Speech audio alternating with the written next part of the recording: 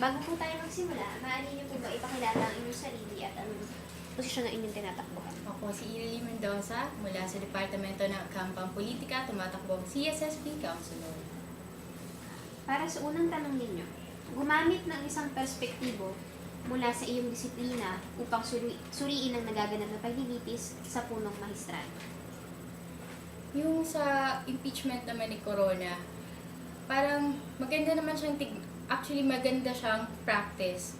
Kasi nakikita natin dito na hindi napapabayaan na maging ganoon na lamang dahil sinasabing ang corrupt ang ating or pumapanig siya kay Gloria, hindi natin napapakita naman natin na kaya pala natin magpatanggal ng mga ganitong mga opisyal.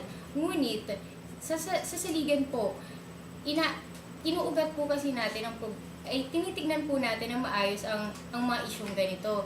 Kasi maganda naman sana na nagkakaroon ng mga ganitong pangyayari, ngunit kung titignan natin ng maayos ang impeachment na ito, parang clash lang kasi siya ng dalawang elite groups, or to be specific, between the Noynoy administration at ng kay Gloria. At yung point lang naman dito is hindi na isasama ang masa at yung mga tao sa isyung ito. Parang kung sino pa yung mas kailangang nabibigyang diin sa isyung ito ay siya pang hindi na accommodate ng maayos. Meron ba kayo naistamdan? Para sa inyong pang-alawang katanungan, assess the current demographic of CSSP. How does it help or hinder the study of social sciences in the country? Yung sa CSSP naman, makikita naman natin na siguro may sapat naman pong puwersa ang CSSP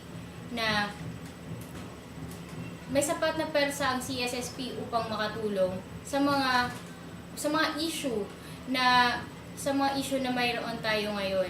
Ngunit ang mas tinitignan natin dapat ay kung nakikilahok tayo at nakikisama sa mga isyung ito. I mean, parang ang sakto ang pwersa natin. Okay ang dami natin. Ngunit, ang titignan natin talaga ay kung aktibo at sama-sama tayo nakikilahok sa mga pambansang issue. May mga nais pa po ba silang idagdag? Para po sa huling katanungan nila, kapag ikaw ay naging parte na ng konseho, anong magagawa mo para masolusyonan ang alitan ni Nadia Montenegro at Ana Belramo? Yun. Actually, hindi ako familiar sa alitan nila. Anyway, ayun. Siguro, ang magagawa ko lang naman dun ay kung may paraan ay siguro, paano ba? Ipapakita na lang natin sa kanila na mayroon pang mas maraming mga issue sa lipunan at mayroon pang mas madaming at mas mabigat na issue na kailangang pinagtutuunan natin ng pansin at hindi lamang ang mga pampersonal nating mga problema or conflicts. Kaya, ayun. Siguro by that, their conflict would be settled. Wala na po sila. May gusto. Bago po tayo magtapos sa ating interview, ibigyan ko po kayo ng 5 minuto muli para mangampanya. Is there anything that you want to say to your constituents? Ayun po, huwag po natin kakalimutan si Irely Mendoza for CSSP Councilor. Okay na. Okay. Maraming salamat po, Ms.